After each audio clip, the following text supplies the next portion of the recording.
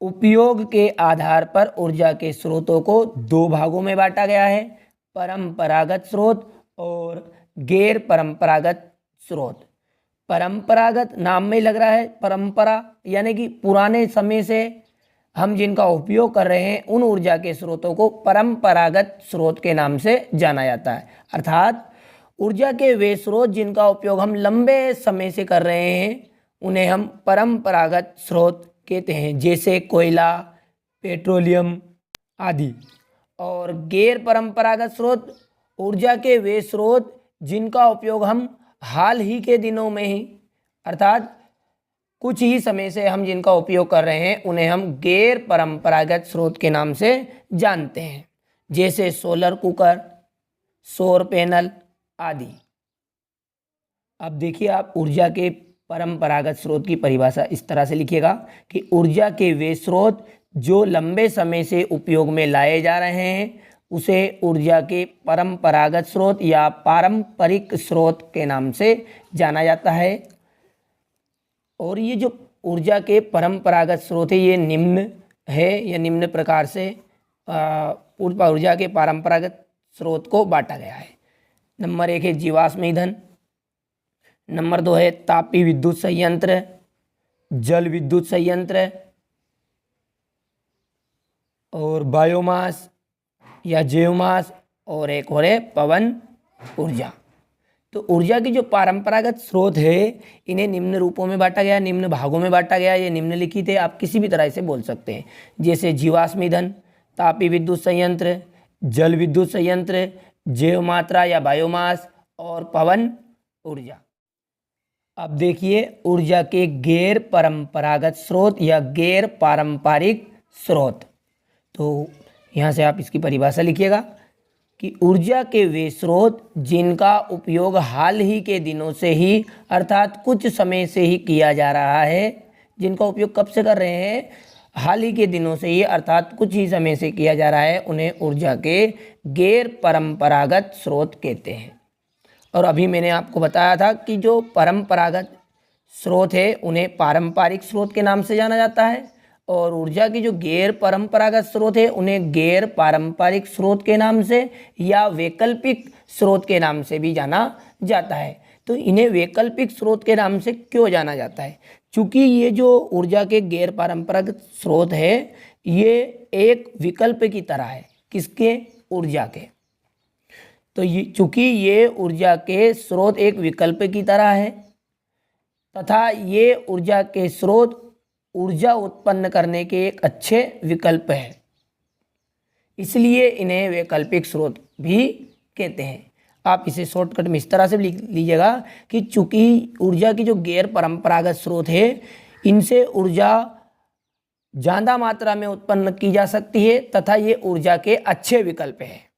किस तरह लिखिएगा कि जो गैर परंपरागत स्रोत है ऊर्जा के, ये इनसे ऊर्जा अधिक मात्रा में उत्पन्न की जा सकती है तथा ये ऊर्जा के अच्छे विकल्प है, इसलिए इन्हें वैकल्पिक स्रोत के नाम से भी जाना जाता है। जैसा आप चाहे वैसा लिख सकते हैं। अब जो ऊर्जा के गैर परंपरागत स्रोत है यहाँ निम्न तरीके के होते हैं या इन्हें निम्न भागों में बांटा गया है, किसी भी तरह आप इसको लिख दीजिएगा। देखिए, तो ऊर्जा के गैर परंपरागत स्रोत निम्न है। नंबर 1 है सौर ऊर्जा, नंबर 2 है समुद्र से प्राप्त ऊर्जा, और नंबर 3 है भूतापीय ऊर्जा, और नंबर 4 है नाभिकीय ऊर्जा। देखिए, ऊर्जा के जो गैर परंपरागत स्रोत है वह मुख्य रूप से कितने तरीके के हैं? सौर ऊर्जा और समुद्र से प्राप्त ऊर्जा और भूतापीय ऊर्जा और नाभिकीय ऊर्जा। अब ये जो समुद्र से जो प्राप्त ऊर्जा होती है वह हमें 3 भागों में मिलती है, 3 रूपों में हम इसे प्राप्त करते हैं। ज्वारीय ऊर्जा के रूप में, तरंग ऊर्जा के रूप में और महासागरीय तापीय ऊर्जा के रूप में। आप केवल सिर्फ इनके नाम याद रखिएगा, आगे हम इनके सभी एक एक करके इनकी डिटेल पढ़ते जाएंगे। अब देखिए, जैसा कि हमने ऊर्जा के जो परंपरागत स्रोत है उनके प्रकारों में सबसे पहला पढ़ा है जीवाश्म ईंधन। अब इस जीवाश्म ईंधन के बारे में हम विस्तृत जानकारी लेते हैं। देखिए, जीवाश्म ईंधन किसे कहते हैं, सबसे पहले यही जान लेते हैं। जीवाश्म ईंधन का दूसरा नाम खनिज ईंधन भी है। याद रखिएगा आपकी जीवाश्म ईंधन का दूसरा नाम क्या है? खनिज ईंधन। अब ये जो जीवाश्म ईंधन है, यहाँ जीवाश्मों के अपघटन से निर्मित ईंधन है, क्योंकि नाम ही क्या है? जीवाश्म ईंधन। तो यहाँ एक तरह का ईंधन है और ये बना किससे है? जीवाश्मों के अपघटन से निर्मित ईंधन, यानी कि जीवाश्मों के अपघटन से बना। लेकिन किसके बना? उच्च ताप पर बना और उच्च दाब पर बना। और जो जंतु है और वनस्पति है उनके जीवाश्म थे, उनके अपघटन के कारण इसका निर्माण हुआ। तो परिभाषा आप पूरी इस तरह से सेट कीजिएगा कि उच्च ताप एवं दाब पर जंतु एवं वनस्पति के जीवाश्मों के अपघटन से निर्मित ईंधन को ही जीवाश्म ईंधन कहते हैं। जो भी उच्च ताप है और उच्च दाब, उस पर जंतु एवं वनस्पति के जीवाश्मों के अपघटन से निर्मित ईंधन को ही हम जीवाश्म ईंधन या खनिज ईंधन कहते हैं। दूसरे शब्दों में आप इसकी परिभाषा ऐसे भी लिख सकते हैं। देखिए, करोड़ों वर्ष पहले क्या हुआ था, जो इस धरती पर बहुत जंगल था। अब पृथ्वी में अचानक से हलचल उत्पन्न हुई, जिसके कारण वो जो पेड़ पौधे थे और जो जीव जंतु थे वहाँ सारे के सारे पृथ्वी के अंदर समा गए, अर्थात उल्टी पुल्टी धरती हुई, उसके कारण वो पृथ्वी के अंदर दबा गए। धीरे धीरे धीरे धीरे वर्षों की, करोड़ों वर्षों की जैविक प्रक्रिया हुई, यानी कि वो धीरे धीरे धरती में नीचे चलते गए और ऊपर उनके ऊपर मिट्टी जमती चली गई। और वही जो पेड़ पौधे हैं और जो जीव जंतु है, उनसे ही फिर क्या हुआ है? जीवाश्म ईंधन का निर्माण हुआ। अब जो पेड़ पौधे थे उनके कारण तो कोयला बना, ठीक है, और जो जीव जंतु थे उनके कारण पेट्रोलियम और प्राकृतिक गैस का निर्माण हुआ। तो आप इसकी परिभाषा दूसरे शब्दों में इस तरह से दे सकते हैं कि वे ईंधन जिनका निर्माण सजीव प्राणियों के अवशेषों से करोड़ों वर्ष की जैविक प्रक्रिया के बाद में होता है। वे ईंधन जिनका निर्माण किससे हुआ? सजीव प्राणियों के अवशेषों से करोड़ों वर्ष की जैविक प्रक्रिया के बाद में होता है, उन्हें जीवाश्म ईंधन कहते हैं। जैसे जीवाश्म ईंधन के उदाहरण है कोयला, पेट्रोलियम, प्राकृतिक गैस। अब देखिए, ऊर्जा के स्रोत के रूप में जीवाश्म ईंधन है, उनकी क्या उपयोगिता है? प्रश्न आपसे इस तरह से पूछा जा सकता है कि ऊर्जा के स्रोत के रूप में जीवाश्मी ईंधनों की उपयोगिता बताइए। तो सबसे पहला पॉइंट है आपका घरेलू ईंधन के रूप में, दूसरा है वाहनों में, तीसरा है तापीय विद्युत संयंत्र में।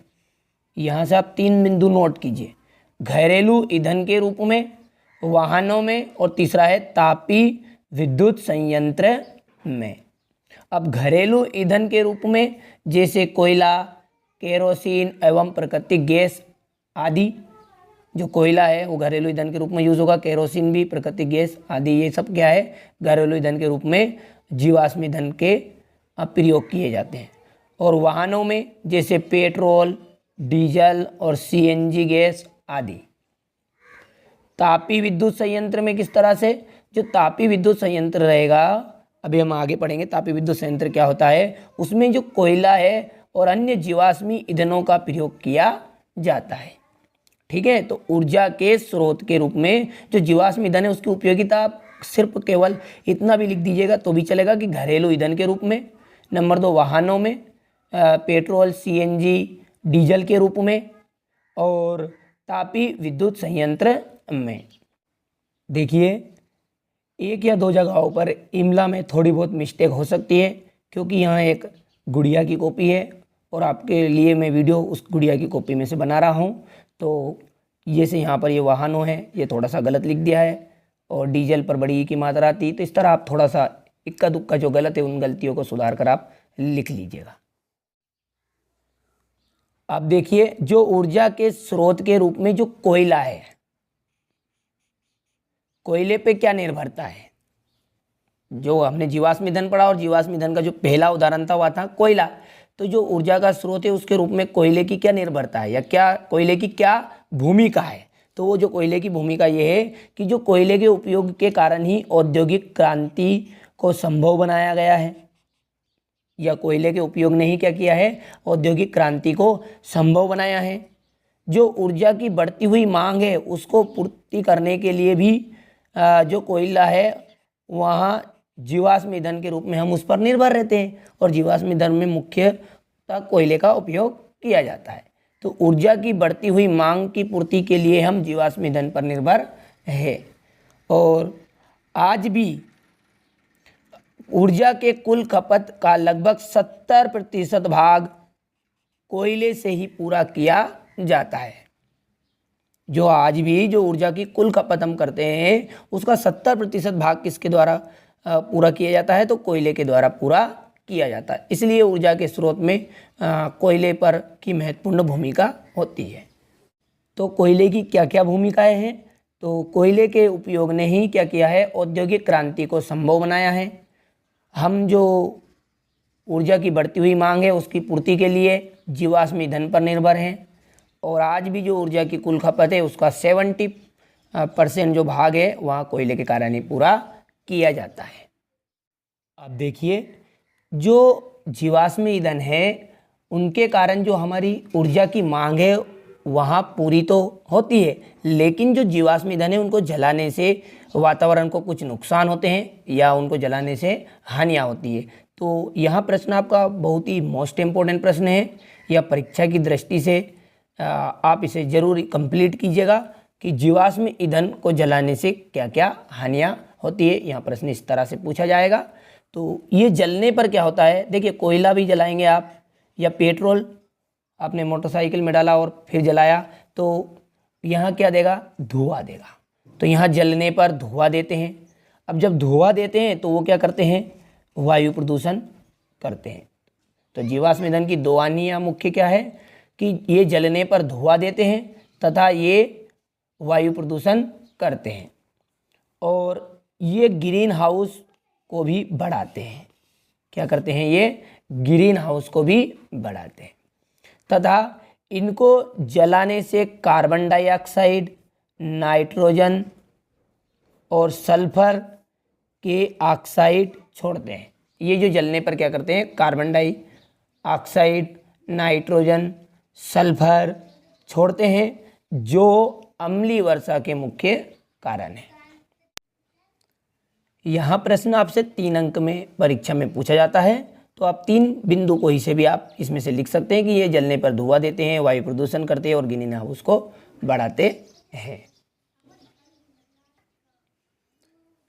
अगले भाग में हम जो हमारा परंपरागत स्रोत है उसका दूसरा पार्ट तापीय विद्युत संयंत्र और तीसरा जल विद्युत संयंत्र के बारे में पढ़ेंगे। जब तक आप इसका स्क्रीनशॉट लिखकर अपनी नोट कॉपी में अच्छे से कंप्लीट कर लीजिएगा। तो आप पहला स्क्रीनशॉट यहाँ से ले लीजिए, इसके बाद यहाँ से लीजिएगा, और तीसरा स्क्रीनशॉट यहाँ से ले लीजिए। अगला स्क्रीनशॉट यहाँ से ले लीजिएगा। यहाँ पर आप इसे गैर पारंपरिक स्रोत के नाम से जानते हैं, यहाँ पर गैर आप लिखना। इसके बाद में ये स्क्रीनशॉट यहाँ से आप ले लीजिए, और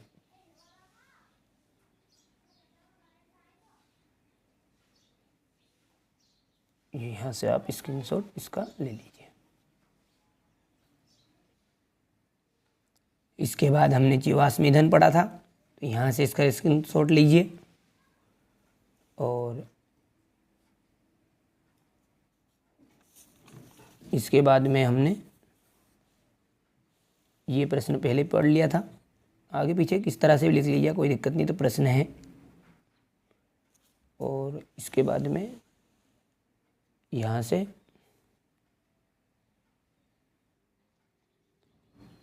और अंत में यहाँ से आप इसका स्क्रीनशॉट ले लीजिए।